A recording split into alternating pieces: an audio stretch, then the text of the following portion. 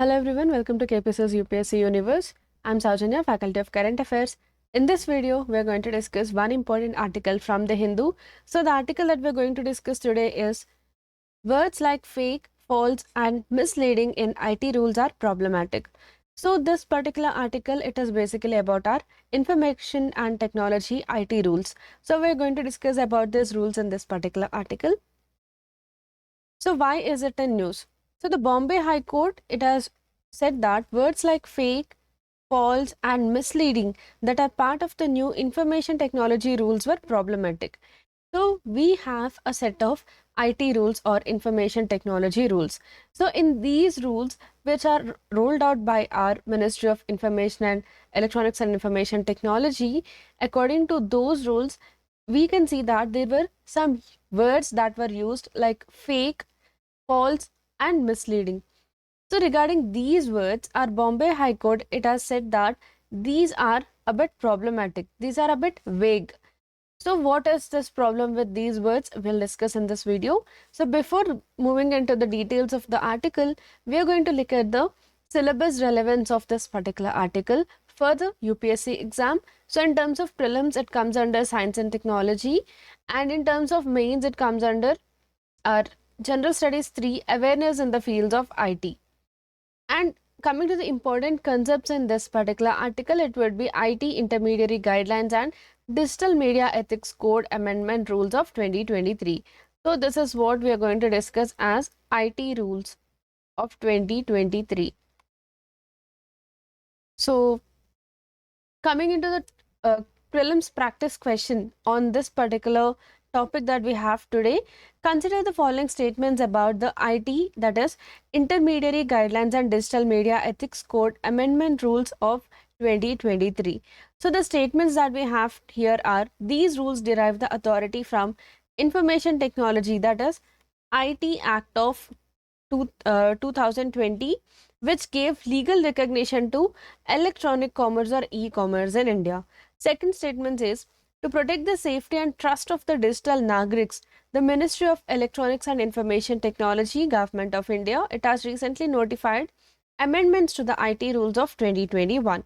So these are the two statements that we have. So here the first statement is incorrect and the second statement is correct. So the new IT rules, they derive authority from the Information Technology Act or IT Act of 2000. Right, and this gives legal recognition to our e-commerce or electronic commerce in India.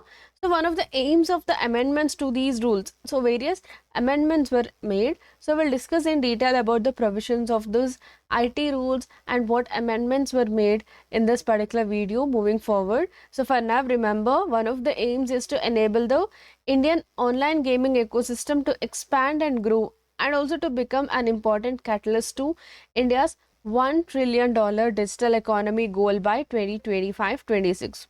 So we have a goal by 2025-26. By this year, we are planning to become a $1 trillion digital economy. So this is one goal that you can mention in your mains answers also. Right, so while writing your mains answers, if you get a question regarding our digital economy, you can definitely mention that we have a goal of achieving a $1 trillion digital economy by the year 2025 and 26, and whatever things contribute to that, whatever helps for this particular goal, for India to achieve this goal, you can mention those. So one of that is to enable this Indian online gaming ecosystem to expand and also to grow. And coming to the aims of this, and also to protect the safety and trust of the digital Nagriks, our Ministry of Electronics and Information Technology, it has rolled out some amendments to these IT rules, right?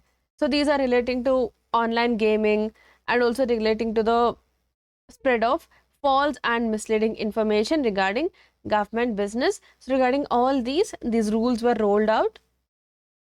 And coming to the mains practice question for today, what are the major characteristics of this IT rules?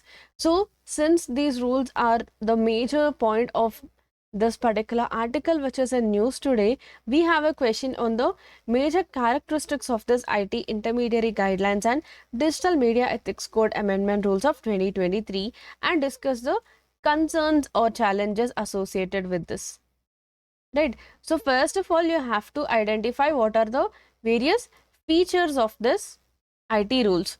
So we have two parts in this question, so we'll discuss this later. For now, we'll have a detailed explanation of this IT rules. So this is what comes under our characteristics. So what are the characteristics of IT rules? So if you look at the characteristics, the IT rules derives the authority from Information Technology Act, IT Act of 2000.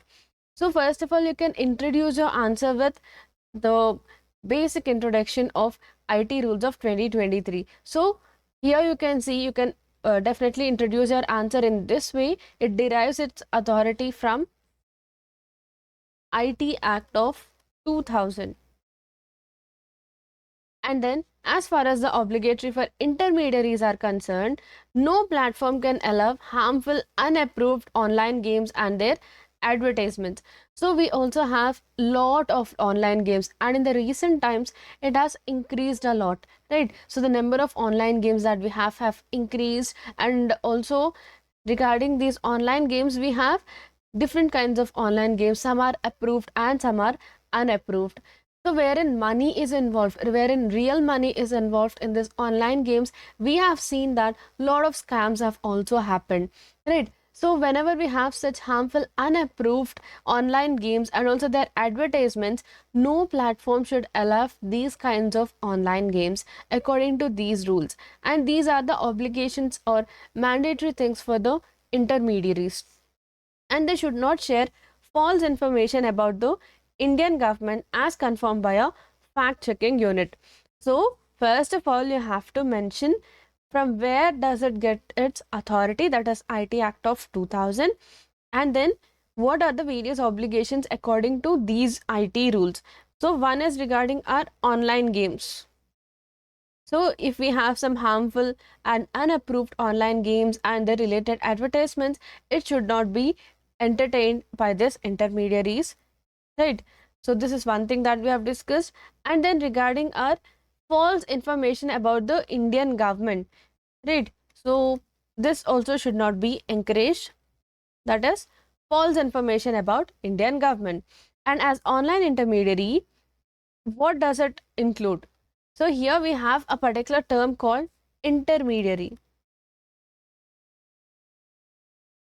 right? So right now we have used this particular term. So what all comes under this? Intermediaries, especially online intermediaries. So it includes social media platforms. So we all know what all social media platforms we have, especially the famous social media platforms like Facebook, YouTube, Twitter, and other internet service providers like Airtel, Jio, and Vodafone Idea. So all these comes under our online intermediaries. So first of all, you have to know what all comes under our online intermediaries. So these are those which comes under some examples of the platforms which come under online intermediaries. So we should make reasonable efforts to host the content related to central government that is identified as fake and misleading by a fact checking unit that might be notified by the IT ministry. So we also have a fact checking unit. So what is the objective of this fact checking unit? So whatever reasonable efforts are made, it is to not host content related to central government that is identified as fake or misleading by this fact checking unit. So if this unit finds out that the information that is provided is false or fake, especially regarding our government, such information should not be hosted on this platforms, right? So this was what is notified by our IT ministry. And platforms providing online gaming, they have to register themselves with a self-regulatory body that will determine whether the game is permissible or not, right? So here we have seen that we have online games which are harmful and which are unapproved. So how could we know whether they are approved or not? Here you have the answer for this, because if there are some online games, they have to register. So whatever platforms are providing this online games, they have to register with a self-regulatory body. right? So that will determine whether the game is permissible or not. So this is what is very important regarding this self-regulatory body. So if there is a particular platform, it is hosting some online games. So whether it is an approved game or not, whether it can be permissible or not, how could we determine this? This could be determined because these games, these platforms which are hosting these online games, they have to first get approval from these self-regulatory boards, right? So it has to first register with the self-regulatory body, and then it will confirm whether it is permissible or not. And the platform should ensure that online games do not involve any gambling or betting elements. So a platform which is providing an online game, it has to first register with a self-regulatory body, and it has to confirm that there is no any kind of betting or gambling that is going on in that particular online game. They should also comply with the legal requirements and whatever legal standards that we have, safety precautions. So what all safety precautions? Like we have parental controls. So we have definitely come across various news that kids who are using this online tabs and computers for online educations, they have become victims of this online games involving real money, right? So parental controls are definitely needed. Why? Because kids have we have seen lot of instances where kids made parents lose money because they have been playing this online games which involve real money, right? And if any piece of information is marked as fake by the fact check unit, intermediaries will be required to take it down. They have to remove that particular information. So if fact checking unit finds out that a particular information that is hosted on a any social media platform that you can see over here that we have already discussed, if any such social media platform, it has displayed a particular information and it has been found out that a fact checking unit said that it is fake or false, then that information has to be removed, right? So if they fail to remove, what would happen? They would risk losing their safe harbor, which protects them from litigation against any third party content. And social media sites, they have to take down such posts, and internet service providers will have to block the URLs of that particular content. So whatever fake content or false information that we have, that information has to be removed by the social media platform, and the URL of that particular content, that has to be blocked by the internet service provider. And the key IT rules 2021, they mandate this social media to exercise greater diligence, and broadly these rules mandate social media platforms to exercise greater diligence with respect to the content on their platform, right? So they have to ensure online safety and also dignity of the users, right? So if there is any complaint regarding the contents, if there is a private content and if there is a complaint that is received by the social media platform, it has to be removed within 24 hours. And also users have to be made aware and they have to be educated regarding the privacy policy, right? So whatever social media platform, so if you are using Facebook, the user of the Facebook, he or she has to be made aware and they have to be educated about the privacy policy of that particular platform. And the new IT rules, they require social media intermediaries to censor or otherwise modify the content that relates to union government. So we have already discussed this. If there is any content that says any false information or fake information about the central government, and if it is found by the fact checking unit, then that should be censored by the social media platform. And the wordings of the IT rules, like fake, false, and misleading, these are problematic according to this article that we have today in news, right? So till now we have seen some online games and also regarding the false information or fake information about the government. So what does this term fake mean according to these rules? This has to be clearly stated. Otherwise, each and every information about the government, it could go under the category of fake or false, right? So we have to be clear in these rules, like what all things comes under fake or false. This has to be clearly stated in the rules. So this is what is brought about by our Bombay High Court, that these are vague, right? So the word misleading, fake, false, these are to be clearly defined, right?